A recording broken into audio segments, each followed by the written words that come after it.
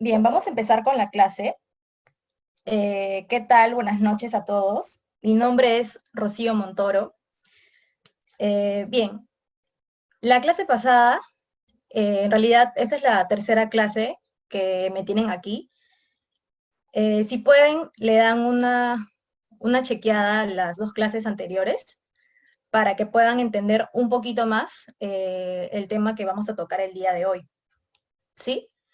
Básicamente, vamos a profundizar en el tema de enfoque y balance de blancos, y lo que corresponde también al uso de la profundidad de campo en nuestras fotografías, ¿de acuerdo? Si cuentan con una laptop y con el programa de Lightroom o de Photoshop, pueden ir abriéndolo, porque primero voy a pasar por explicación más o menos teórica, y luego vamos a pasar a la parte práctica, con ejemplos, ¿sí? De algunas fotos que he podido tomar para que puedan entender mejor la teoría que se va a explicar el día de hoy. También si tienen su cámara reflex a la mano, la pueden ir prendiendo. Y bien, vamos a empezar ahora.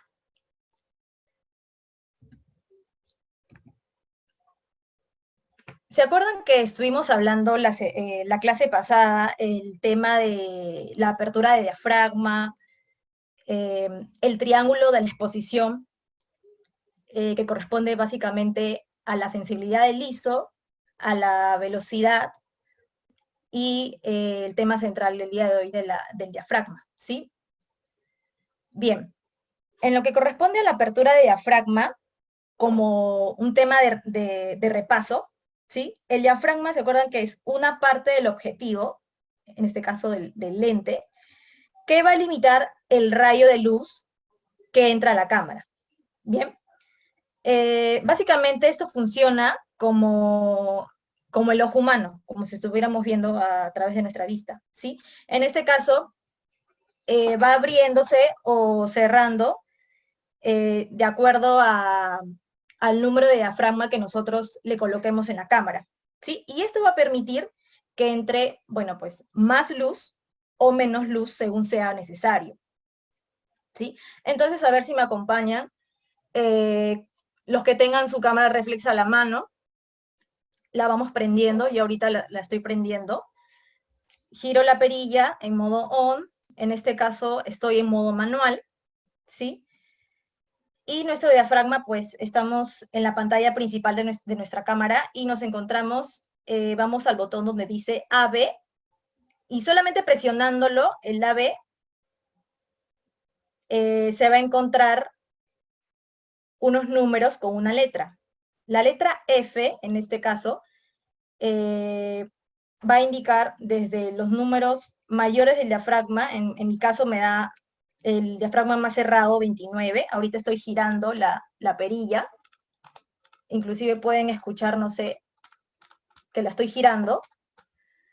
Y también, si la giro del otro lado, pues me da hasta el diafragma más abierto que en mi cámara, que bueno, es un lente 18-55.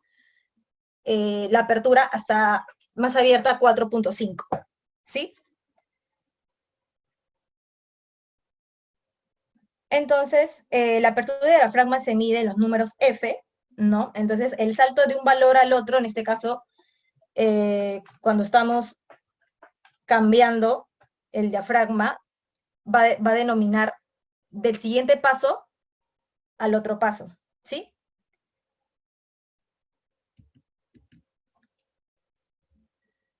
Bien, aquí, por ejemplo, tenemos mucho más claro en esta lámina los diafragmas desde la apertura más grande, como lo vimos en la clase pasada, hasta la apertura más cerrada que nos da el diafragma 32, ¿sí? En realidad, esto de repente les puede confundir un poco al principio, ¿no? Porque pueden de repente deducir, bien, si yo le doy una apertura más grande, quiere decir que va a entrar más luz. En este caso funciona al revés. Mientras nosotros le estamos aumentando un número mayor al diafragma, en este caso 8, 11, 16, ¿sí? Vamos a dejar que entre menos luz al sensor. Por ende va a entrar menos luz. Entonces, eso ahí hay que tenerlo bien claro, ¿no? Y si fuera al revés, si nosotros pusiéramos un número menor en nuestra cámara, pues va a entrar mucho más luz. Y otro tema importante es la profundidad de campo, ¿no? Conforme nosotros tengamos la apertura más abierta, se va a ver más borroso, y si nosotros cerramos la apertura de nuestro diafragma, se va a poner más nítido. Entonces, la zona va a depender, o sea, digamos, de la parte que yo quiero que salga nítida y la parte que no quiero salga nítida. También va a depender mucho de la distancia de los objetos que se encuentren al fotografiar, o la distancia en la que yo me encuentre en el sujeto. Eso ya lo vamos a explicar poco a poco para que lo puedan entender de una manera sencilla, sin marearlos mucho, porque sé que en fotografía se tocan muchos temas técnicos, y yo voy a tratar de resumirlo de una forma para que ustedes lo comprendan rápidamente. Bien, entonces existen diferentes factores cuando estamos hablando de la del diafragma, básicamente. Entonces, voy a explicarles las variables que existen, ¿sí? En este caso, bueno, como ya les he explicado también un poquito en la lámina anterior, mientras nosotros cerramos el diafragma, vamos a tener una mayor profundidad de campo. ¿Se acuerdan en la primera clase en vivo que les comenté que funciona básicamente como el ejercicio de nuestro ojo, ¿no? Por ejemplo, los que usan lentes y no pueden ver mucho de lejos, ¿no? Cierran un poco los ojos para poder distinguir lo que queremos ver, ¿no? Para ver de una manera correcta, nítida. Lo mismo funciona con la cámara, ¿sí? Con nuestro objetivo. Entonces, mientras nosotros vamos cerrando los ojos, mientras nuestro diafragma se va cerrando más, vamos a obtener una mayor profundidad de campo, se va a ver mucho más nítido, ¿sí? Eso es lo que quiero que comprendan. Y bueno, si fuera al revés, pues tendríamos una menor profundidad de campo. Luego, aquí se pueden ver los diferentes diafragmas, ¿sí? Y ya con el ejemplo de cómo se vería desde el objetivo. Para que lo podamos ver un poquito más de cerca, pude conseguir esta imagen, ¿sí? Y aquí está un poco más cerca, en realidad. Si ven la lámina de la mano izquierda, básicamente así se puede ver desde adentro las lentillas en nuestro objetivo de cómo va cerrándose, y de esta manera cómo se va abriendo también, ¿no? De acuerdo al diafragma que le hayamos decidido colocar. Y en la lámina derecha, básicamente, pues, entra la luz a nuestro diafragma, y luego existe también una distancia focal entre las laminillas del diafragma con el sensor que se encuentra de nuestra cámara, impregna la luz, y así podemos obtener nuestra foto, ¿de acuerdo?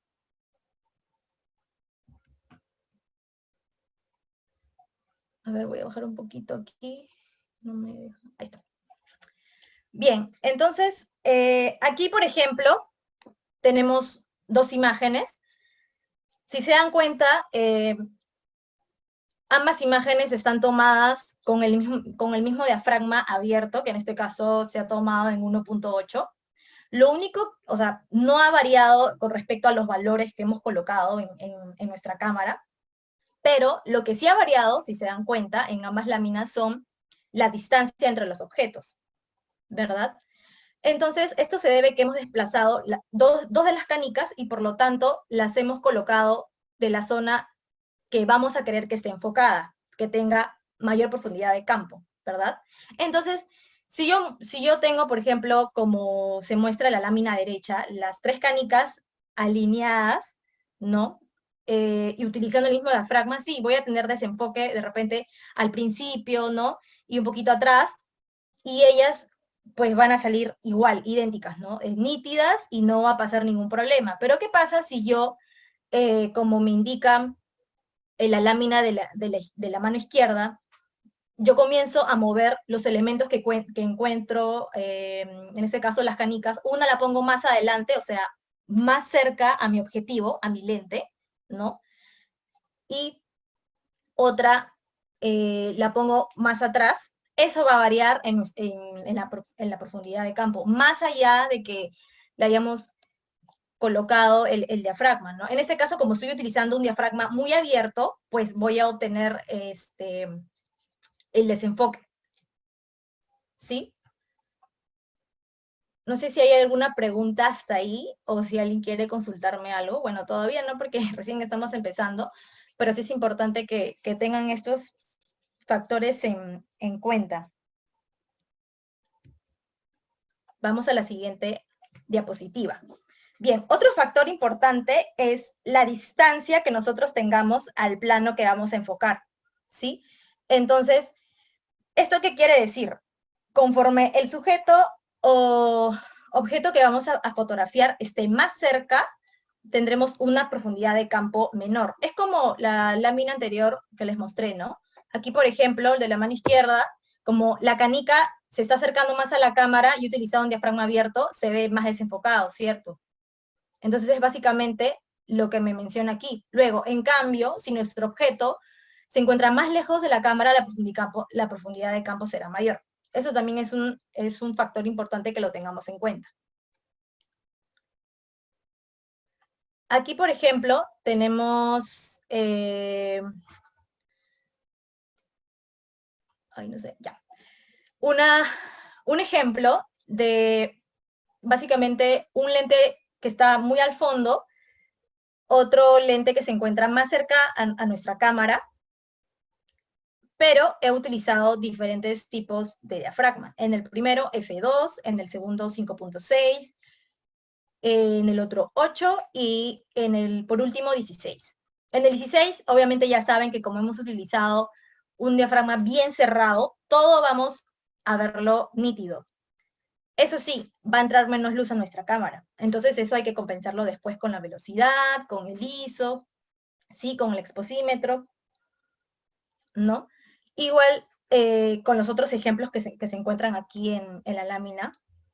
En el F2, pues definitivamente la profundidad de campo con respecto al elemento que se encuentra en el primer plano, que es un lente de serie dorada, no sé si lo llegan a distinguir bien. Y así va variando con el 5.6 y el 8. Aquí pues hay otro ejemplo. En este caso yo he acercado en este caso el duende más cerca al objetivo y se ve mucho más nítido. Pero seguramente he utilizado un diafragma abierto para que todo lo de atrás me salga desenfocado, ¿cierto? Entonces aquí en esta lámina yo no les he colocado los valores que he utilizado de diafragma porque quiero que aquí sí se den cuenta de manera, ya con tan solo ver el ojo ya estamos entrenándolo porque ya sabemos que con un 32 voy a conseguir mayor profundidad de campo, ¿verdad? Entonces, ya no lo puse aquí porque quería que de repente ustedes tengan ya con simplemente ver la lámina y decir, de hecho que en esta foto he utilizado un diafragma más abierto y con este he utilizado un diafragma más cerrado, ¿sí? Entonces, aquí pueden visualizarlo de esta manera. Pueden hacer el ejercicio en casa y, bueno, ahora como estamos de noche, y de repente la mayoría quizás no quiere abusar mucho del ISO, pueden utilizar un trípode. Recuerden que el trípode les va a dar una mayor postura para que no se mueva el lente al momento de tomar nuestra foto, ¿sí? Mientras tengan un trípode más pesado, les va a dar mayor estabilidad. A ver, sigamos. Bueno, otro factor también es la distancia focal del objetivo. En este caso, el zoom que utilicemos, ¿sí? Entonces, a mayor distancia focal, vamos a obtener, digamos, una menor profundidad de campo. Perdón, a mayor distancia focal, una menor profundidad de campo. Y si utilizamos una menor distancia focal, vamos a obtener una mayor profundidad de campo. Aquí, por ejemplo, en esta lámina podemos apreciar que el fotógrafo se adelanta algunos pasos y en otras el fotógrafo se está distanciando, en este caso, de la modelo, ¿no? Inclusive aquí en la lámina me muestra los metros de distancia en el que se encuentra, ¿verdad?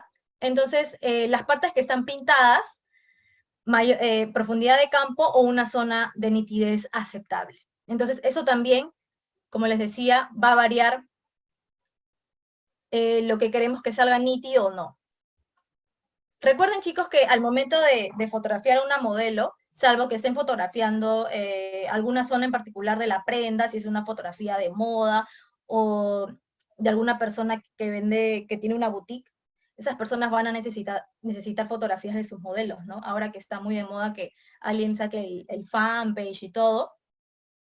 Una recomendación sería, no solamente, digamos, se centren en el tema de la típica foto, que se ve, bueno, a la modelo con la ropa. Eso ya es una apreciación muy, muy mía, ¿no? Que también pueden ver el tema de los detalles de la ropa, porque muchas personas recuerdan que, si bien es cierto, compran online, ¿no? Pero quieren ver la calidad de la tela, el acabado, el detalle de la prenda, ¿no? Sobre todo las chicas, creo yo.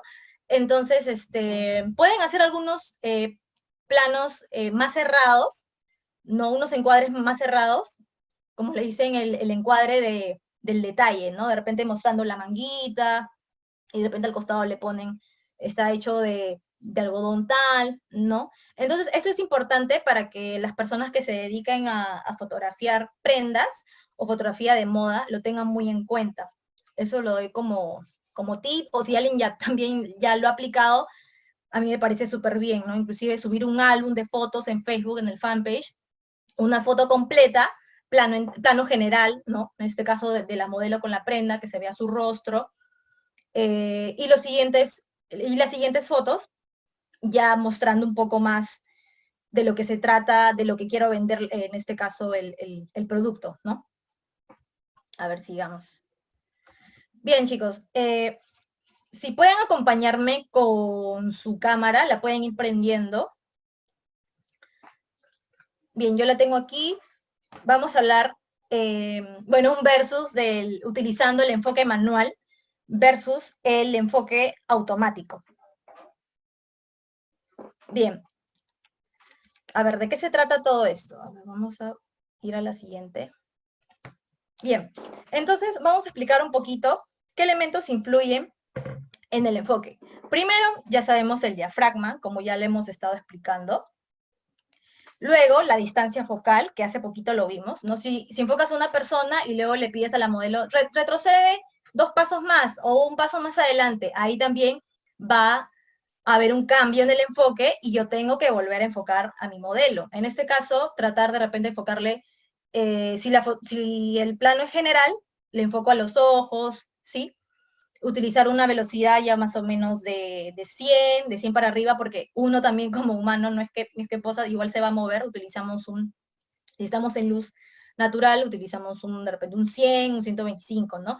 Y bueno, otro elemento que también influye en el enfoque es la distancia focal. Entonces, una vez que tengamos el enfoque ya ajustado, o sea, ¿sí? Cualquier cambio, ya sea por zoom, ¿no? Vamos a perder el enfoque. Entonces, por eso les comentaba que no se vayan a olvidar siempre hacer eso, ¿sí? Ahora nos vamos a centrar hablando del enfoque manual, ¿sí? Entonces, vamos prendiendo sus cámaras, los que tienen las cámaras a la mano, le damos en on, y ¿se acuerdan de, a ver, voy a un ratito, aquí está, en esta lámina me va a ayudar mejor. No sé si llegan quiero bajar eso, ahí está. No sé si llegan a apreciar esto de aquí, que indica modo manual y automático en nuestro lente. Este de aquí, bueno, este es un Nikon, ¿no? Pero a mí, por ejemplo, Canon me sale, si quiero un enfoque automático, me sale el AF. Entonces, si yo lo muevo, el botón hacia adelante, voy a empezar a tomar de manera automática. O sea, mientras voy enfocando, la cámara me va a ayudar a que enfoque, ¿verdad? El caso al revés es que yo utilizaría el enfoque manual, que simplemente yo voy girando mi lentilla, no en la parte del zoom, ¿ah? No, sino el que se encuentra más adelante, esta parte de acá. Justo ahorita la estoy señalando. Esa es la rueda del zoom, esta no la vamos a tocar, sino una vez que hayamos puesto aquí en modo manual, MF, ¿sí? Aquí se encuentra para nosotros moverlo de manera manual. Y vamos a poder enfocar y desenfocar con nuestra propia mano. ¿Sí? Bien. Entonces, ¿para qué, digamos, utilizaríamos el enfoque manual? Pues en este caso puede ser para retratos, ¿no? Si es que no estamos acostumbrados de repente todavía a utilizar el enfoque automático. En realidad, en mi propia experiencia, yo utilizo bastante el enfoque automático. Y también cuidar bastante su cámara, porque si juegas mucho con ella también existe el tema que se les puede dañar algunas cosas, así que siempre tengan cuidado, traten de darle su mantenimiento, ¿sí? Para las que tengan. Luego, también podemos utilizar el enfoque manual para lo que corresponde a la fotografía macro. No sé si han visto esas fotos donde se encuentran, donde se pueden apreciar más a detalle los pelos de algún animal, de repente los pétalos de una flor, pero muy, muy minuciosa con suma precisión, ¿no? Entonces ahí de repente podríamos utilizar el enfoque manual. O de repente cuando no tenemos mucha luz, digamos, estamos en el exterior, ¿sí? Y no sé si ustedes han tratado de repente de tomar una foto con el enfoque automático y no les ha resultado, porque obviamente la cámara no está distinguiendo en qué parte hay luz y por lo tanto no va a tomar la foto. Pero de repente, si nosotros tocamos el enfoque manual, de repente va a encontrar ahí una respuesta de luz para tomar la foto, ¿sí? Entonces, tenemos 3 detalles, ¿no? Falta de escasez de luz, retratos y fotografía de macro. Otro experimento de lente macro es, si nosotros no tenemos un lente macro a la mano, no podemos adquirirlo por un tema, el tema que sea, hay un truco también que a mí me gusta bastante de la fotografía macro, si es que algún día ustedes quieren intentarlo, simplemente sacan el lente de su cámara y lo ponen al revés, ¿sí? Y le pegan un scotch alrededor de su cámara y van a obtener una simulación de fotografía macro. De repente en otro momento, cuando pueda prender la cámara, les voy a mostrar cómo funciona, pero es bastante interesante, si es que alguien quiere experimentar un poco de eso.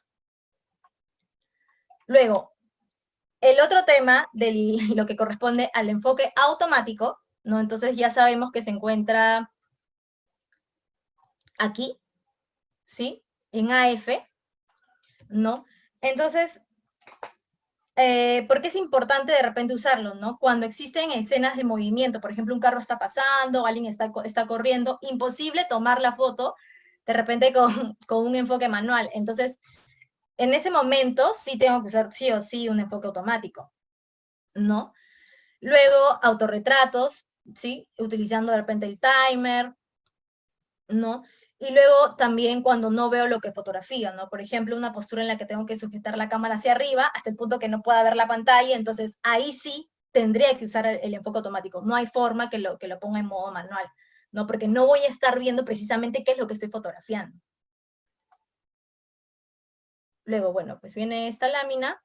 Y aquí, básicamente, los consejos rápidos de cómo fotografiar un movimiento veloz, ¿no? Entonces podemos ir probando, ¿no? Normalmente para fotografía de deporte se utiliza 1/1000, 1/200, vamos captando. Y en ráfaga me gustaría que ustedes tomen sus cámaras nuevamente para que puedan ver en dónde se encuentran. Si la prenden en la pantalla,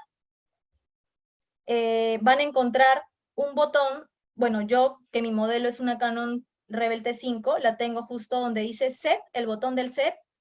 Al costado está un botón donde me aparecen varios recuadros chiquitos con un relojito. Le doy clic y ahí me va a salir modo avance, autodisparo. En el primero me sale disparo único. Si yo le doy set, enter, va a disparar una sola vez. Si yo le doy disparos en serie, es ahí donde quiero disparar en ráfaga. O sea, al momento de hacer una foto me va a disparar un montón de veces. Así. Entonces, la mayoría de cámaras reflex actuales sí permiten disparar en ráfaga. Entonces, eso de repente lo podemos implementar para cuando queremos obtener una foto de alguien saltando, sobre todo de repente algún animalito que queramos captar, ¿no? Alguien que pasa con su auto. Entonces, de repente, en ese momento, para no perder el enfoque y mi movimiento está muy rápido en ese entonces, utilizamos el disparo en ráfaga, que ya sabemos en dónde se encuentra nuestra cámara. Luego, ahora les voy a comentar acerca de los disparadores remotos y para qué, digamos, podríamos utilizarlos. Entonces, en este caso, existen 3 tipos de disparadores remotos. ¿Y para qué se utilizan los disparadores remotos? A ver, les voy a mostrar la imagen. Este es un ejemplo de 3 tipos de disparadores. Uno es sin cable, otro es inalámbrico, que básicamente funciona a través de rayos infrarrojos, y el otro es con el disparador con cable interlobalómetro, ¿sí? Que tiene, digamos, una pequeña pantalla en donde puedo ver aquí los valores que estoy colocando, ¿sí? Normalmente estos son un poco más caros por el hecho que tienen la pantallita. Yo personalmente he usado este de aquí, bueno, y a mí me parece muy cómodo, en realidad. O sea, digamos, ¿en qué momento puedo utilizarlo? Estos disparadores remotos. Cuando quiero hacerme un autorretrato, cuando quiero hacer una foto de exposición larga, porque se acuerdan que lo comenté en la primera clase, que cuando quiero hacer una fotografía de exposición larga, ¿no? Que me encuentro en la calle y quiero que se vean las luces, ¿no? Desde los carros y se quede impregnado en nuestra foto. Ya, es ahí cuando voy a utilizar una velocidad muy lenta, o sea, 20 segundos, 15 segundos, 30, inclusive hasta bull, pero con bull voy a tener que mantener presionado el botón, ¿verdad?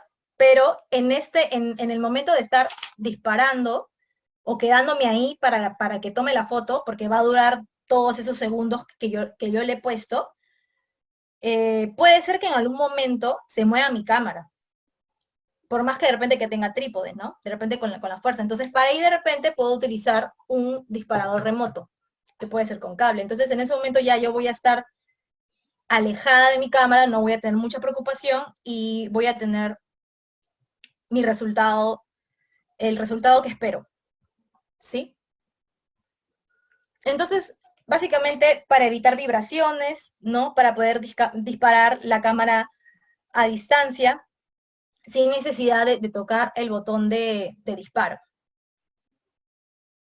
¿no? Inclusive ahora, ustedes saben que pueden configurar desde sus celulares, me parece que en iPhone, justo lo comentaba con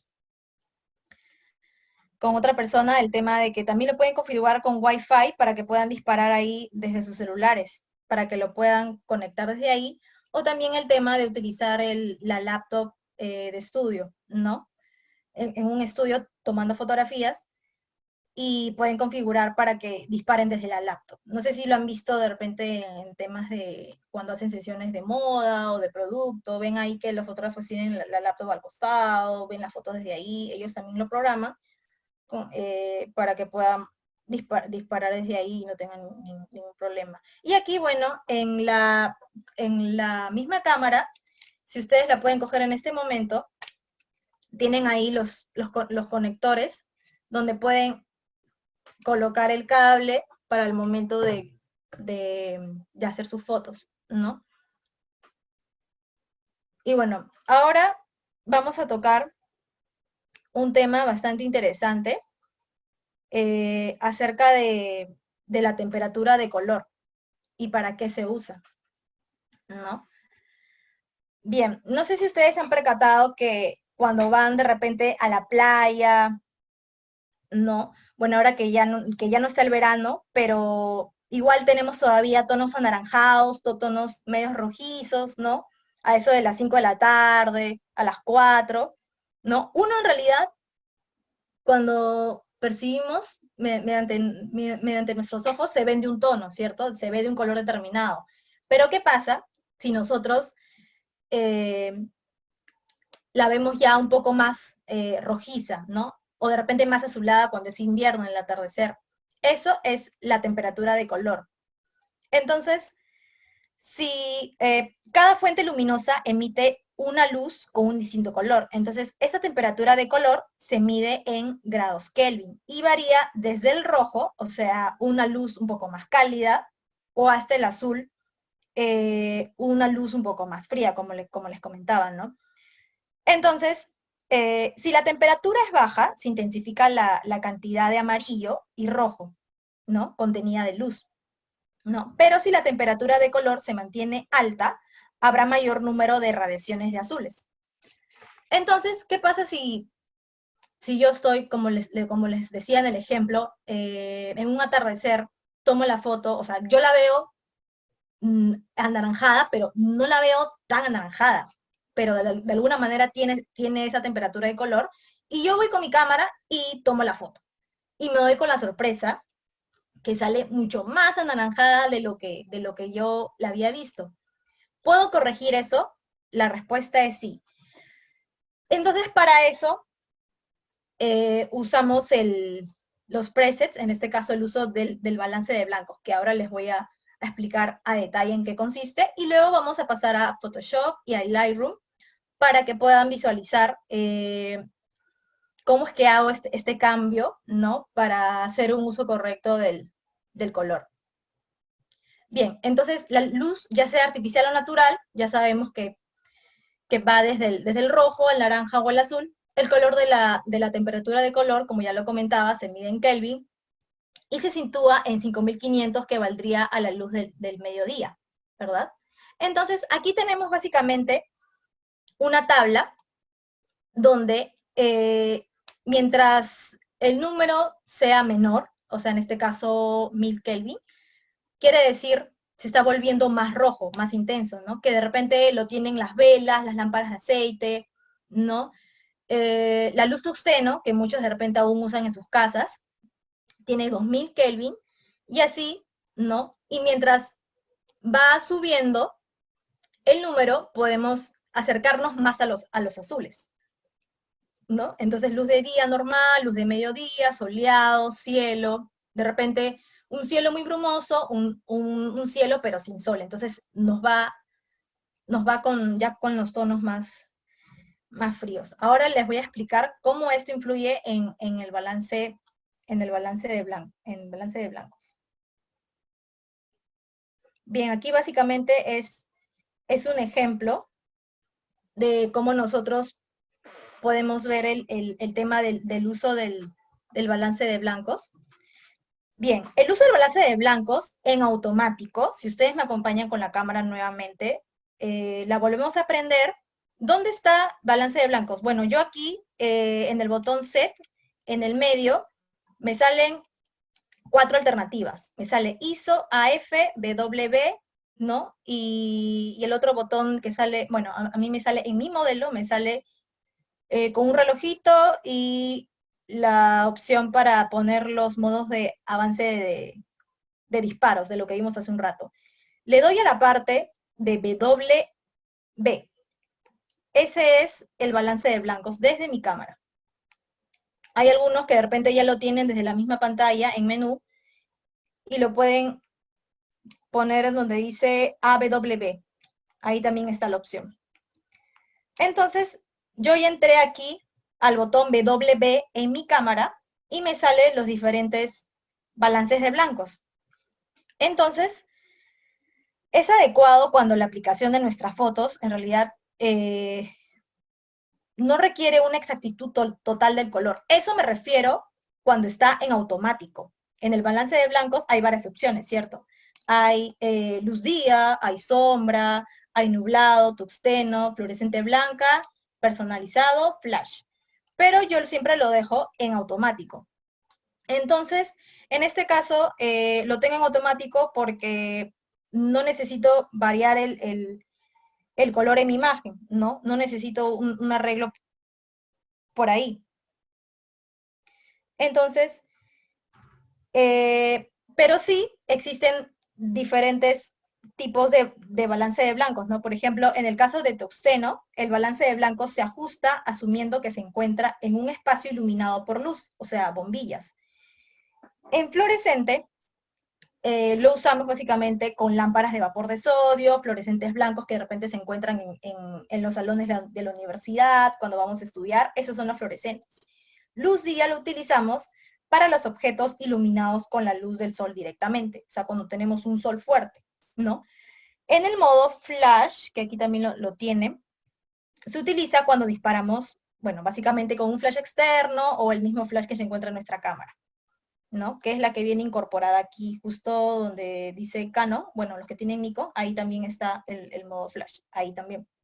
Luego, en nubloso, es perfecto para emplearlo cuando, bueno, cuando hay muchas nubes, está un poco más oscuro, y bueno, sombra cuando definitivamente se usa con luz de día, pero estamos sujetos en sombra, ¿no? Entonces, ya sabemos en dónde podemos encontrar el balance de blancos en nuestra cámara y qué significa cada balance. Entonces, en este caso, si nosotros queremos ajustar la temperatura del color a la de la luz existente, ¿no? Entonces, vamos a emplearla si queremos una temperatura mayor o una temperatura menor de color, ¿verdad? Entonces, ahora ya sabemos cómo podemos emplear esos presets del balance de blancos. Si no, simplemente si no quiero cambiarlo, lo puedo dejar en automático, no hay ningún problema. Pero, por ejemplo, si yo me encuentro en una habitación donde la luz es tuxteno, todo es amarillo, mi luz sale demasiado amarilla, yo tengo que corregir eso, ¿verdad? Photoshop y Lightroom lo puede corregir. Ahora les voy a mostrar cómo en mi pantalla. Una foto que tomé en RAW, pero sí, de todas maneras es necesario que lo corrijamos en nuestra propia cámara. Eso no se vayan a olvidar. ¿Sí? Bueno, y acá tenemos un ejemplo en los diferentes tipos de balance de blancos. ¿Sí? Y cómo de repente va variando esto si es que lo vamos cambiando. Ahora vamos a tocar el tema de la carta gris y para qué se usa. Bien, no sé si se han dado cuenta, cuando estábamos revisando aquí en los ajustes del balance de blancos, hay uno en particular, ¿no? Primero me sale balance de blancos automático, luz de día, pero al final, buscando, hay una opción que se llama personalizado. Ya.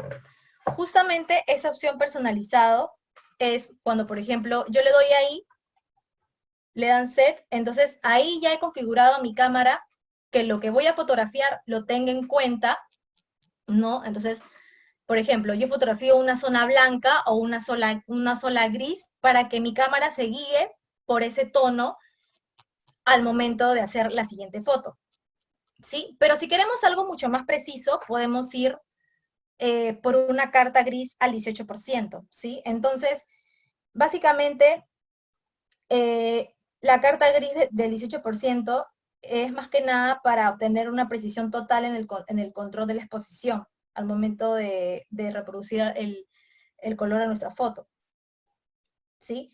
En realidad, la exposición es perfectamente ponderada y así de repente vamos a evitar al momento de exponer que me salgan interpretaciones que de repente no quiero, ¿no? Que den un color que no deseo, dado que es un color neutro, ¿sí? Entonces, simplemente la configuramos y ahora les voy a mostrar. Básicamente, para los que no conocen la carta gris, que básicamente está ahí en la PPT, se trata de una superficie lisa, ¿no? Que se utiliza junto con el exposímetro de la luz reflejada para calcular la exposición correcta en base a la luz que tenemos en escena. Entonces, ¿cómo se utilizaría esta carta gris? Primero tomamos nuestra carta gris, luego nos vamos a ubicar en las condiciones de luz que tenemos en el ambiente para hacer nuestra foto, ¿no? Luego lo que vamos a hacer es desenfocamos levemente para que no queramos, digamos, obtener tanta textura de la carta gris, sino simplemente la parte lisa. Luego tomamos la foto a esta carta gris y luego recién ahí nos dirigimos al menú de nuestra cámara de balance de blancos y le damos personalizado, como les explicaba hace un momento. Entonces, de esa manera lo que vamos a hacer es elegir nuestra fotografía que hemos tomado para obtener un balance correcto de blancos, ¿no? Entonces, así funcionaría el modo personalizado en nuestra carta gris. Podemos utilizar esta carta que les menciono o podemos utilizar cualquier otra cosa, o sea, puede ser una hoja bond, un polo blanco, ¿no? Algo neutro. Pero esto es más exacto.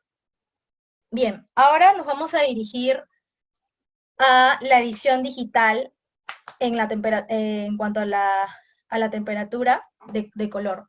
No sé si ahora puedo minimizar esto para que puedan... Sí, no sé. A ver.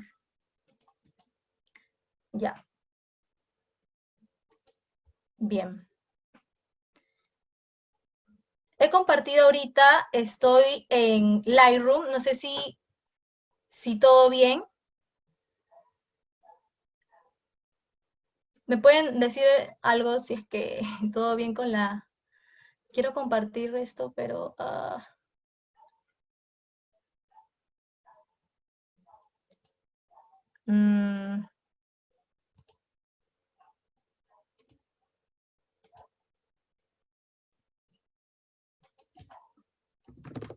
A ver, me da un momentito porque quiero compartir la pantalla de Lightroom.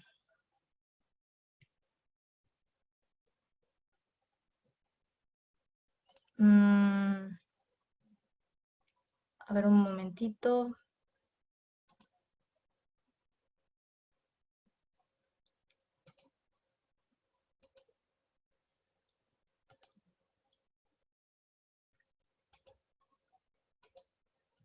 Ya, ¿ahora sí me ven? Ahora sí creo que ya lo pude lograr. Sí, perfecto, ya. Sí, lo que pasa es que le tenía que dar la otra opción. Ya, sigamos.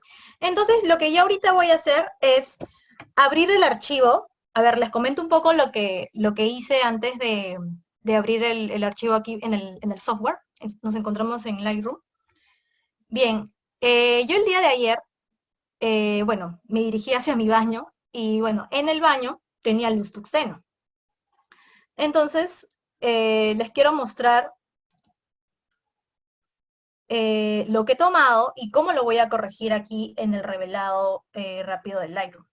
¿Sí? Entonces, para los que nunca han utilizado Lightroom, les voy a enseñar cómo importo fotografías en el programa. Entonces, yo me dirijo aquí a Archivo.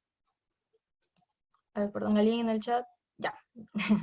Archivo, importar fotografías y video. Entonces, muchos de repente se marean al principio porque es un poco diferente al Photoshop, pero bueno. Entonces nos dirigimos aquí, archivo, importar fotografías y video. Entonces acá me va a aparecer todas las carpetas. Y yo, bueno, yo la tengo guardada. Siempre hay que acordarse en qué parte se encuentra nuestra foto. Yo en este caso me voy a dirigir a... Uy, no lo encuentro. A ver, esto está un poquito...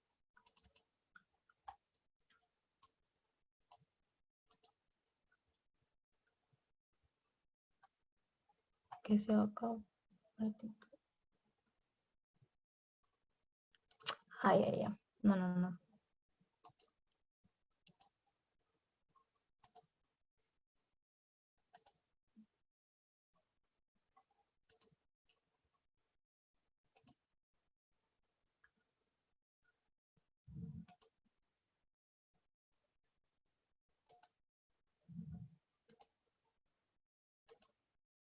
Aquí está. Bien. Las fotos que yo voy a importar son estas de acá. A ver, les comento un poco. Esta primera fotografía que ven aquí, ¿sí? Está tomada en RAW. La pueden identificar porque él tiene el símbolo CR2. Eso quiere decir que está en RAW. Y acá en el balance de blancos yo le he dado automático. Y a mi derecha, el balance de blancos que le he colocado es Tuxteno. Si se dan cuenta, a ver, las voy a importar. Le doy importar.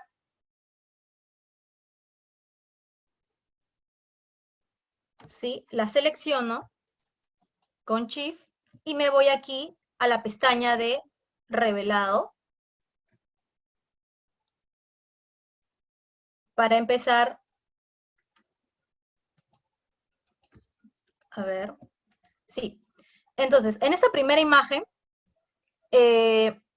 está tomada en automático, por eso es que se ve un poco más rojiza, si se dan cuenta. Inclusive he utilizado un ISO bastante alto. ¿Se acuerdan del ruido? Este es el famoso ruido digital, para que puedan ver un poco más de cerca. De lejos no se nota mucho, ¿verdad? Y bueno, aquí los valores que he utilizado es 5.6, entonces por eso de repente atrás se ve un poco más desenfocado. Aquí mi foco, la profundidad de campo está por aquí. Sí, se ve un poco más nítido. Entonces, para no irnos mucho del tema, sí, esta foto está tomada en automático y esta de aquí la he tomado en el balance de blancos, pero en la opción de Tuxteno. Por eso es que se ve un poco más verde, si se dan cuenta. Pero lo he hecho a propósito, porque no quiero que mi foto salga muy rojiza, muy amarilla, ¿sí? Entonces, ya quiero comenzar a corregir esto.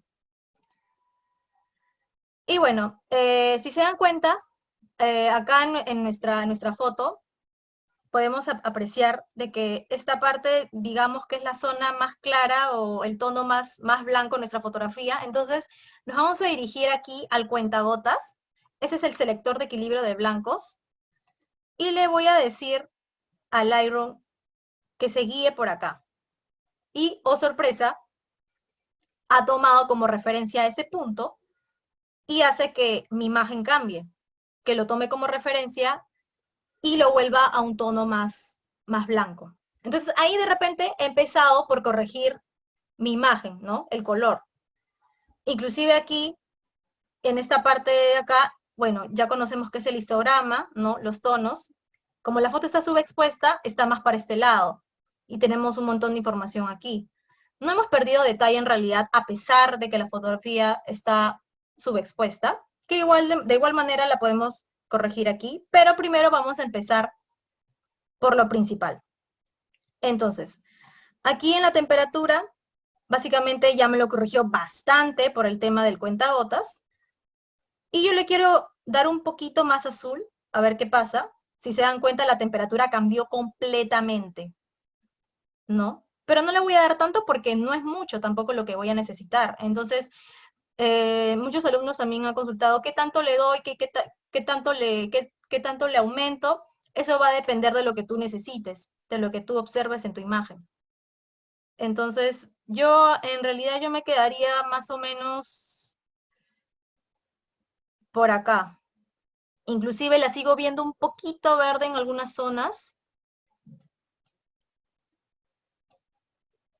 Le voy a dar un poco más acá. Ya es demasiado. Le voy a dar un poco más acá. ¿No? Entonces ahí vamos corrigiendo. Inclusive, acá, donde dice, le podemos colocar automático, luz de día, tuxteno, en cómo lo hemos tomado. Yo en este caso lo he dejado en medida. ¿Ya? Y de repente si quiero corregir un poquito ya la exposición, le voy a dar acá, para que no me salga tan oscura. A menos que le quiera dar un poco más de... que se entienda que es una foto en interior, con luz artificial. No quiero que pierda ese motivo. Entonces, igual no le voy a subir mucho a la exposición. Le voy a dar un poco, pero sí le quiero dar un poquito de contraste, ¿no? Las luces altas se encuentran aquí. Entonces acá voy a mover en mi slider. Si quiero obtener más luz. O le quiero bajar. Aquí en las sombras también, ¿no? Todo esto corresponde a las sombras, entonces yo le voy a bajar si es que, o le voy a subir. En realidad no necesito mucho, porque mi punto de atención es esto de acá, ¿no? Entonces, en comparación a como la teníamos hace un rato, miren cómo la teníamos antes. Toda amarilla, no estaba contenta con el resultado. Entonces, aquí en la edición del Lightroom, del revelado, este es el paso correcto que deberían hacer si comienzan a revelar sus fotos. O sea, hay personas que lo hacen desde Photoshop, pero el camino correcto primero es por aquí. ¿Sí? Si es que no tienen Lightroom, bueno, no les queda de otra que revelar por Photoshop, pero de preferencia es hacerlo por Lightroom. Entonces acá pueden ver la diferencia del antes y después de haber revelado mi fotografía. Entonces ya sabemos que el balance de blancos es bastante útil en estos casos de color, ¿no? A mí, por ejemplo, me ha ayudado bastante. Inclusive a mí me gusta mucho más el último resultado como lo había tomado. Ahora lo que vamos a hacer es, nos vamos a dirigir a Photoshop y vamos a hacer el mismo ejercicio para que vean rápidamente cómo se revela desde el otro software, para que puedan tener conocimiento también desde el otro programa. A ver, me dan un momento para cerrar aquí, para entrar a Photoshop.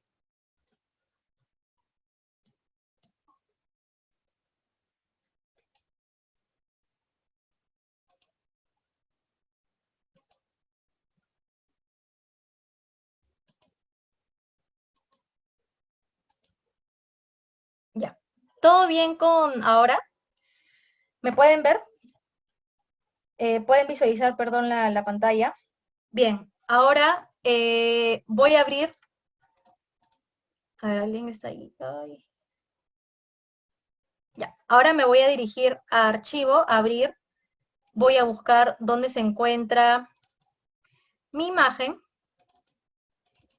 Aquí está. Voy a abrir básicamente las dos. Bueno, en este caso me va a permitir de repente que se demore un poquito en cargar. Vamos a esperar ahí. Bien, esta es la foto que yo he tomado en la opción del balance de blancos que les comentaba. Bien, entonces ya han visto cómo podemos revelar en Lightroom. Ahora vamos a ver cómo es que funciona en Photoshop. Es básicamente lo mismo. Lo único que cambia de repente son las formas de cómo es que se muestra al momento de abrir las imágenes, pero el proceso es el mismo. En este caso, no voy a darle un cambio aquí y le voy a colocar en qué modo lo he tomado. En este caso le he tomado en tuxteno, le voy a poner a tuxteno, ahí ya me ayudó porque se ha puesto un poco más verde. ¿No?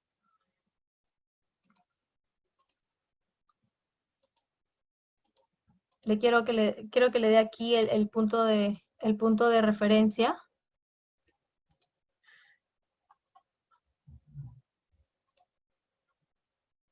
Entonces aquí voy a ir variando un poco el tono, no demasiado. Igual siento que tiene un poco de verde, lo voy a ajustar ahí.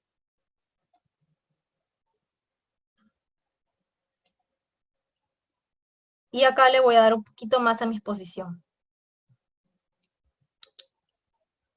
Hasta que llegue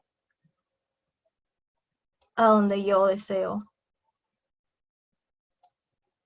Sin exagerar demasiado.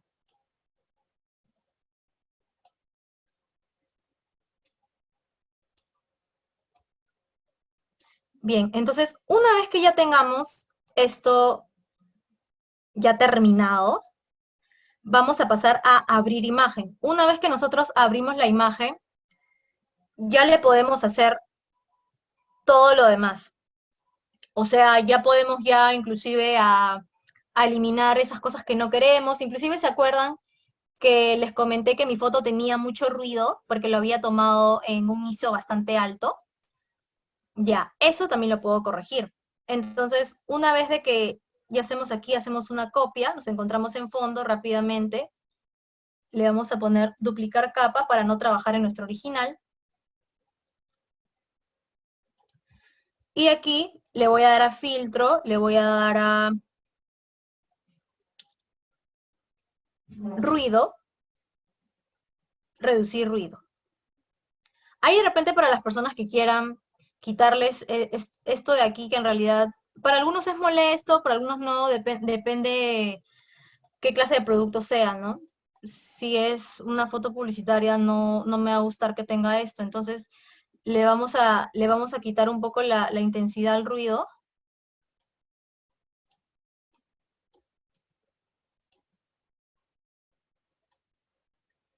No quiero que conserve mucho detalle.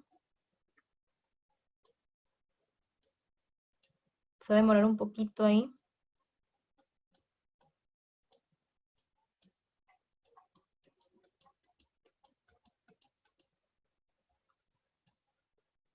No quiero que me enfoque mucho tampoco.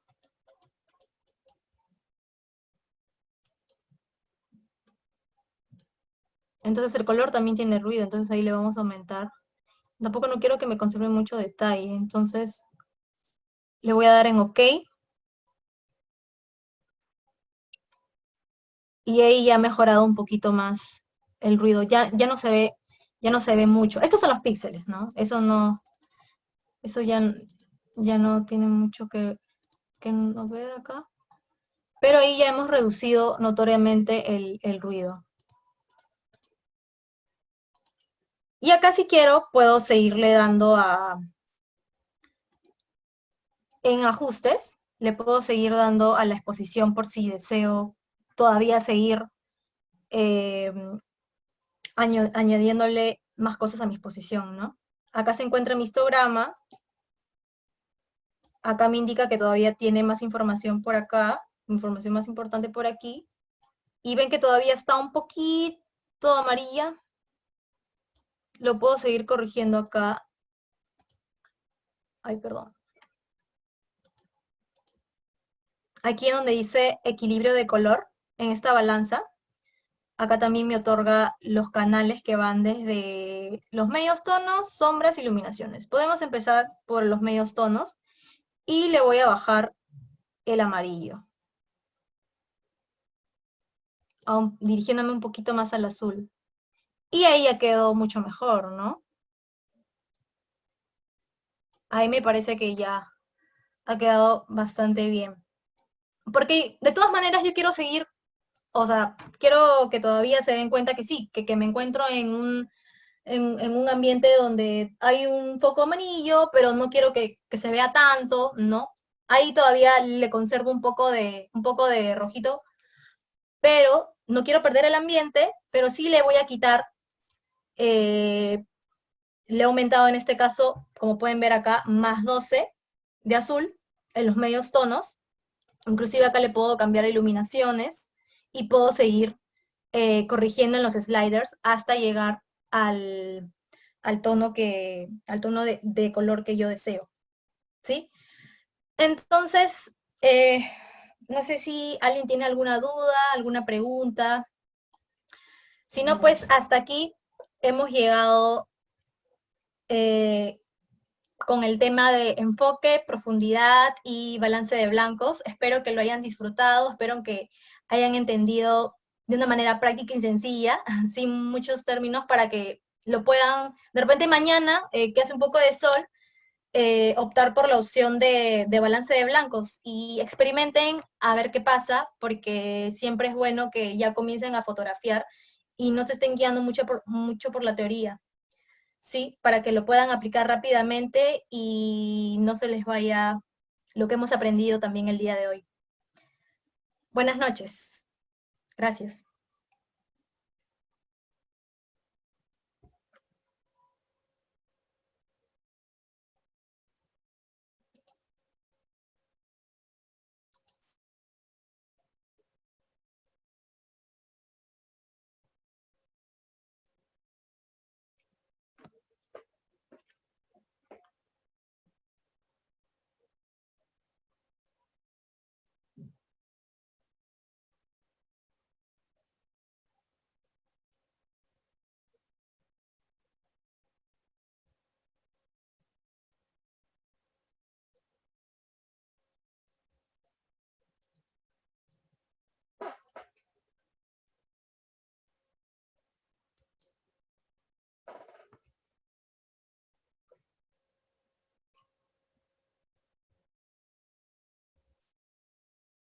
Disculpen, aún siguen en la sala de línea porque tengo aquí algunas preguntas.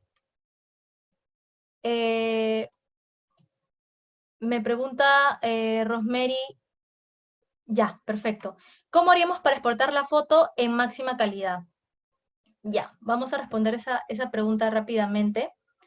Bueno, aquí primero, una vez que hayamos terminado de revelar nuestra foto, editar nuestra foto, lo que vamos a hacer es, cogemos aquí nuestras capas con Shift, yo lo que estoy haciendo ahorita es Shift, y le doy a acoplar imagen. Todo se va a comprimir en una sola capa para ya al momento de exportar en Photoshop, ¿sí? Luego le voy a dar archivo, le voy a dar guardar como, y acá me va a salir una opción para en qué tipo de formato le voy a dar. Bueno, en este caso, si yo quiero seguir revelando, editando el día de mañana, yo lo voy a tener que guardar en PSD. A ver, no alcanzo a ver. En PSD, ay, perdón. Sí, sí, le voy a dar acá en PSD y le voy a dar guardar y acá me va a seguir con el check de perfil Adobe RGB. Es el perfil que yo le voy a dar aquí para guardarlo. Y le voy a dar guardar si es que quiero todavía seguir revelando el día de mañana. Pero si ya lo voy a guardar para subirlo a mis redes sociales, lo voy a guardar en JPG. Aquí de por sí ya me está saliendo, como lo guardé hace un momento, en PSD para seguir editando el día de mañana. Cuando yo abra esto, automáticamente se me va a abrir con todo esto de aquí, con todo lo que he modificado. Inclusive acá me voy a historia y voy a reducir, ¿no? No sé si acá llegaron a ver, pero al momento que le di guardar, me salió una ventanita que decía máxima calidad, le voy a dar 12. Entonces ahí le van a girar el slider y le van a dar 12. Eso lo va a guardar a máxima calidad también. ¿Sí? En Lightroom es diferente. En este caso lo tengo, le voy a dar a clic aquí. Le voy a dar archivo. Le voy a dar a exportar.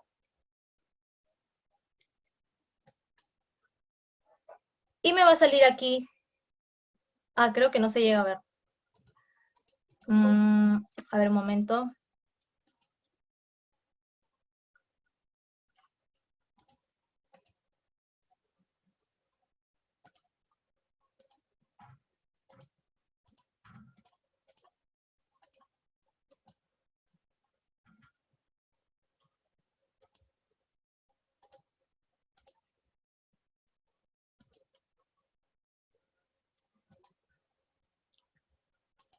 Ya. Ahora sí ya me pueden ver acá. Entonces le voy a dar aquí, como ven, ya tenía mi imagen. Entonces le voy a dar aquí archivo, le voy a dar a exportar.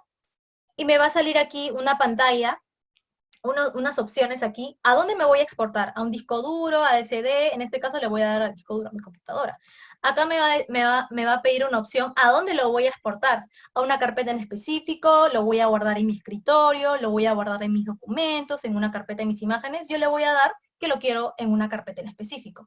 Aquí me va a dar la opción de elegir. Entonces acá pues tengo que seleccionar en qué carpeta quiero guardarlo. Sí, entonces le voy a dar la opción User Rocío Pictures, ahí lo voy a querer guardar, y si deseo guardarlo en una subcarpeta con otro nombre, también lo puedo hacer. Luego le voy a dar la opción aquí, acá me va a pedir la calidad de mi imagen, en este caso está al 100%, JPG. Acá va a depender de la altura y la anchura que vamos a desear a importarlo. Por ejemplo, acá es lo que me preguntaba la señorita por chat.